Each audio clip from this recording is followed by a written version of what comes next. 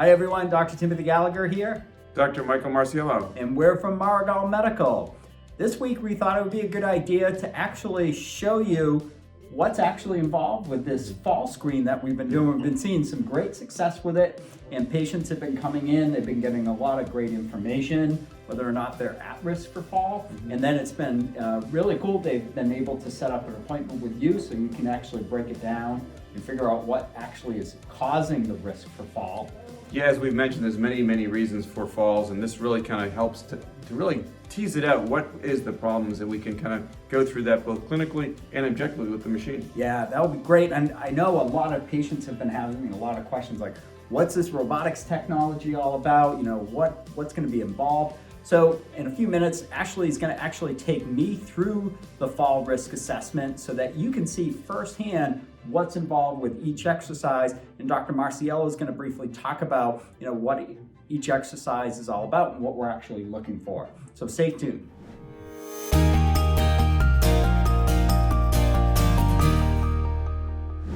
Okay, Dr. Timothy Gallagher here again. And Dr. Michael Marciello. And we've got our wonderful senior rehab tech, Ashley Gardner, with us. Ashley's in charge of doing most of the fall prevention screens that we do here in the office, along with our great medical assistant, Kim Susi. And today, Ashley's gonna kind of walk me through the fall prevention screen with about 6 tests. There's a initial screen that we do with a speed walking test that we performed already. So what do we have to do first? The first one is pretty simple, it's pretty straightforward. You're just balancing on a non-moving surface, first with your eyes open and then your eyes closed. Okay, I should probably turn around, right? Yep. Okay. And all you need to do is focus on remaining your posture upright and keeping your balance steady. Seems pretty simple there, Tim, but when we get to the eyes closed, I think that's what we're really assessing to see how a person can judge their balance when they take away their vision, or in the nighttime, or in the dusk. When the eyes close and we don't have that input from our vision, it does affect our balance. Right. And of course, too, I'm still young, right? I'm 50 years old, so typically we start to see problems with, losing balance or increased falls risk when you're getting towards the age of 65 or older, correct? Okay. So now I close my eyes. Yep, and now you can go ahead and close your eyes. Oh yeah, that's definitely different. I almost feel like a drunken sailor. Well, we're trying to pick up if there is a sway, if there's some asymmetry in your strength. Some people might lean to one side or the other and not know where their bodies tends to fall in that center of gravity. And that makes a big difference when your eyes are closed versus when they're open. Yeah, I'm definitely swaying back and forth. All right, and that's it. And then we head on to the next one. Okay. So the next one, you're going to be balancing on a moving platform. This one, you're going to be in control of the platform. So It's going to be, if you lean to the left, it's going to tilt to the left. If you lean back, it's going to tilt to the back. So your job is just to keep the platform level. Okay.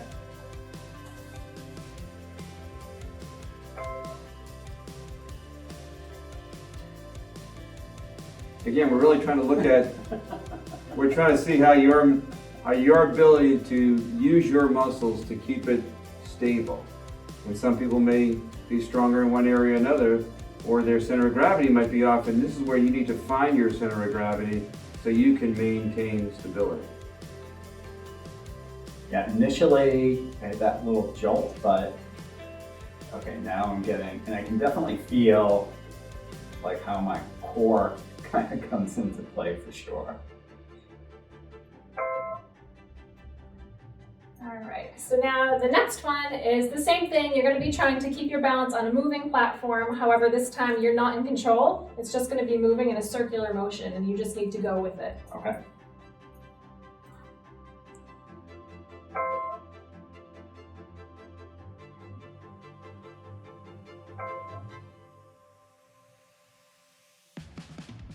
This is like having your sea legs. Yeah, I was just gonna say, this feels like when I close my eyes. Well, when something's moving beneath your feet and you need to kind of figure out where to adjust to it, this is where, again, if you're on a water surface or like a boat, you would need to have this ability to maintain your balance. Yep.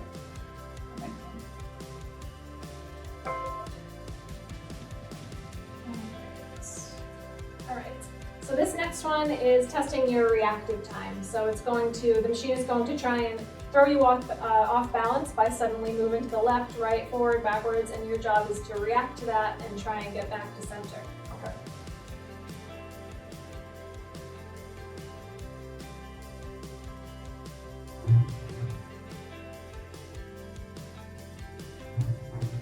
This reminds me when I was walking through New York City streets and someone bumps you unexpectedly. It's just gonna knock you over, and how you can adapt to that. So just think of anything would kind of catch you off guard, a swinging door, and if something bumps you, how can you maintain your balance? You know, it's interesting because I know this, but I am amazed on how much my core is involved with this. Especially just trying to get back without falling. That's cool.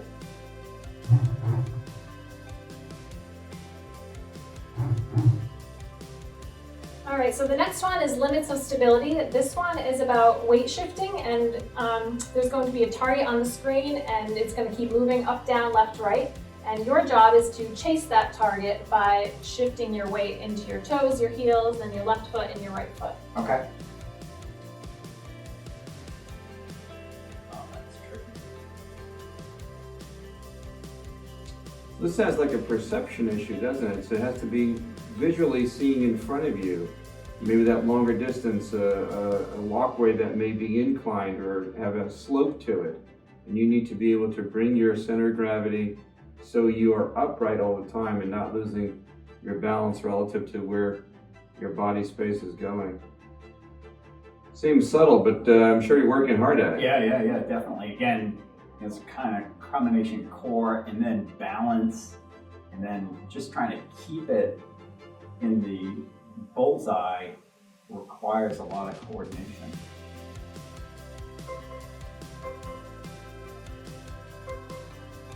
When you hear Oh, the that's machine beeping my like posture. that, yeah, that's a reminder to Not me. stand up straight. Got it. That's a difficulty. We have some of our older folks who have scoliosis or have some, postural issues. So this is where it plays a role when you're older and you may have, different spinal problems and anatomical problems. And remember, there's a fatigue factor here too. So the longer someone is upright, the more difficulty it may be to maintain their position. So if you're standing in a counter or standing in a line for a length of time, this could start getting a little uncomfortable for some folks. Yeah, definitely.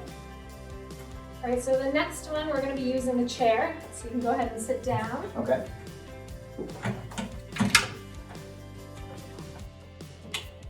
I'm just going to make sure that your legs are at a 90-degree angle. All right, so now this one's pretty self-explanatory. You're just going to stand up and sit back down 5 times as fast as you can without using your hands to push off. Okay. And I'll tell you when to start. We're going to have pure strength of your legs here. That's a big difference for people who have balance.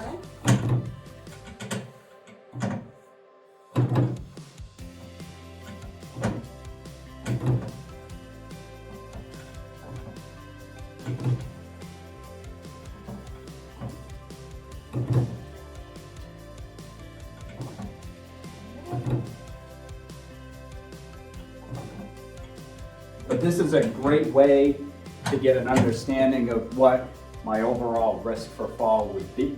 And certainly, for those older adults that have issues with balance, we can really use this as a tool to say, hey, with something in the orange or in the yellow or in the green range, we need to make sure that, we get particular attention to.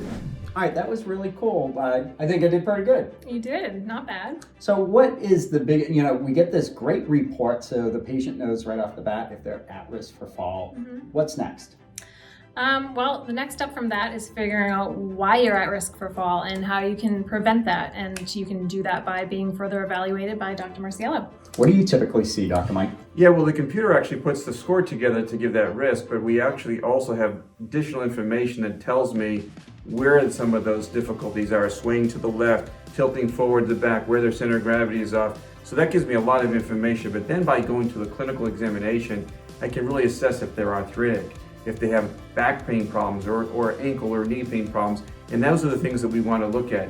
And we can't forget about the neurological system. Certainly, if a person has neuropathy or troubles in their perception of their feet, and I put that together with the data that we get from the machine, it really helps a lot to figure out why they're falling. Yeah, that's fantastic.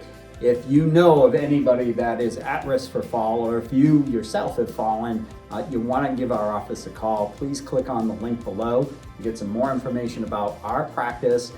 You can certainly find out more information about our practice by clicking on the link on our website at maragalmedical.com. I'm Dr. Timothy Gallagher. I'm Ashley.